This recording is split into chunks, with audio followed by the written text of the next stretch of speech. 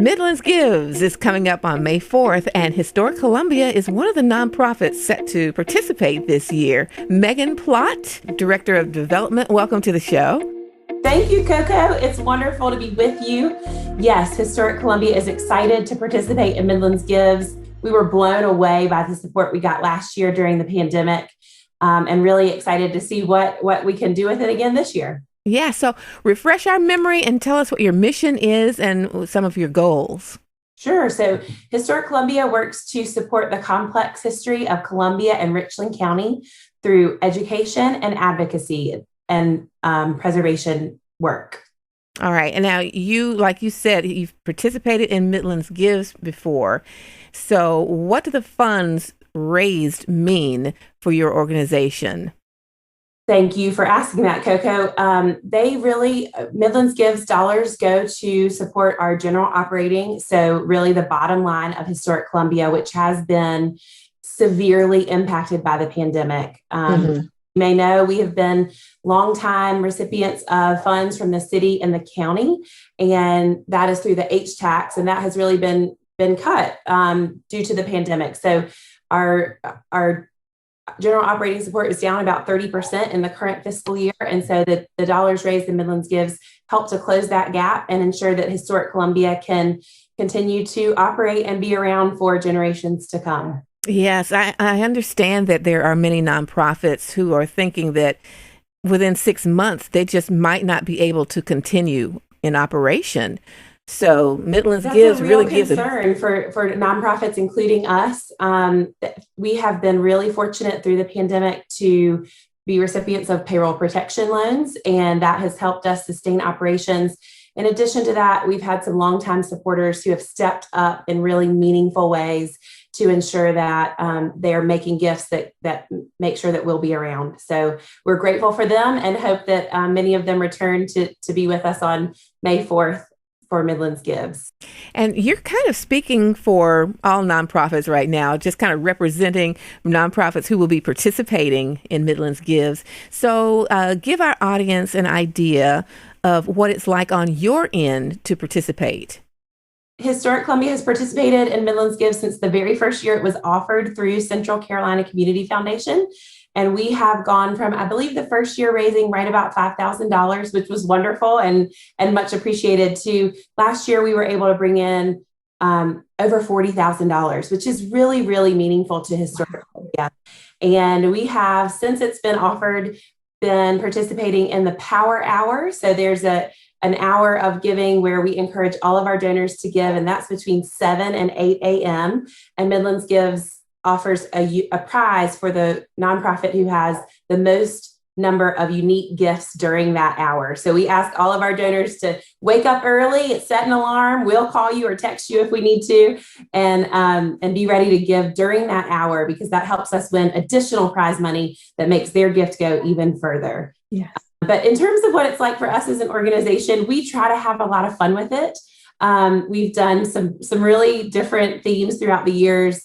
Everything from Robin, who's our executive director, and John Scherer, who's our director of cultural resources, doing a play on a Robin and Batman theme, to Robin going undercover as a parody on the Undercover Boss show. And then last year we did, because we were in the middle of the pandemic and really didn't have the opportunity to bring our team together and create the videos that we've been able to do in the past, we reached out to longtime supporters, friends of the organization, personal friends of ours, and asked them to record a video of themselves in front of one of their favorite historic sites in Columbia or Richland County, and just send it to us saying, "This place matters." And we were able to get a lot of folks to do those videos and send them to us, and made a great little mashup of some of our favorite sites that really make Columbia and Richland County what they are and why we all love living here. Cool. Now, here's the big $1 billion question going forward.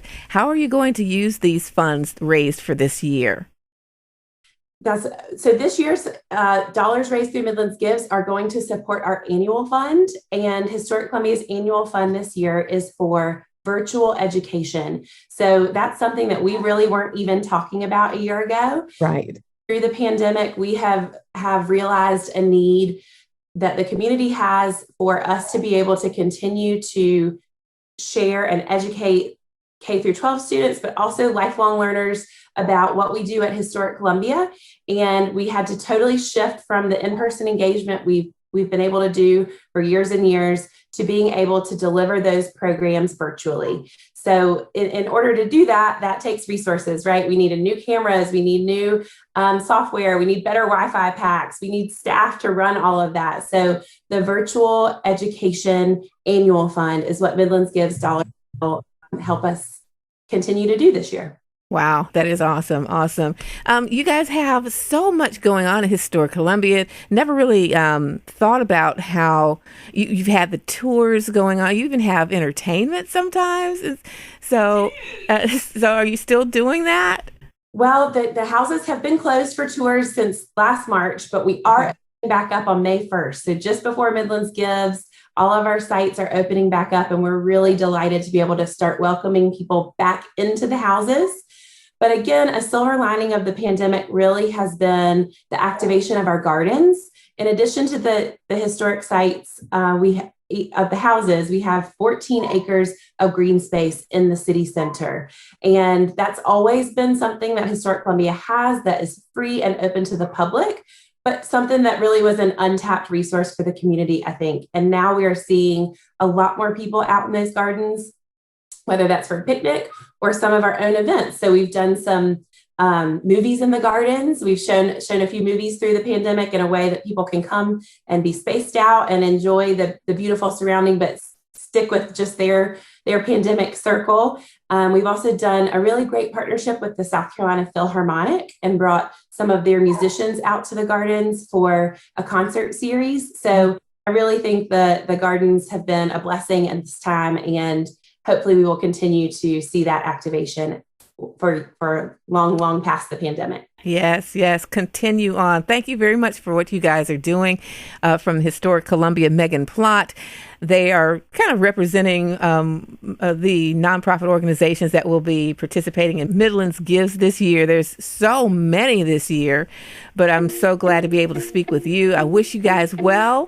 And please, again, tell everyone when Midlands Gives is and how they can donate to you. Wonderful. Thank you, Koko.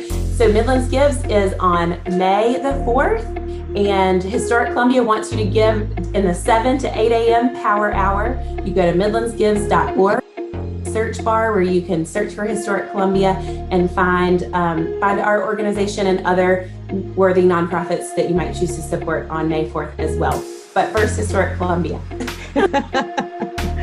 All right. Much success to you, and thank you for joining us today. Okay. Thank you so much, Koko. It's been a delight to be with you.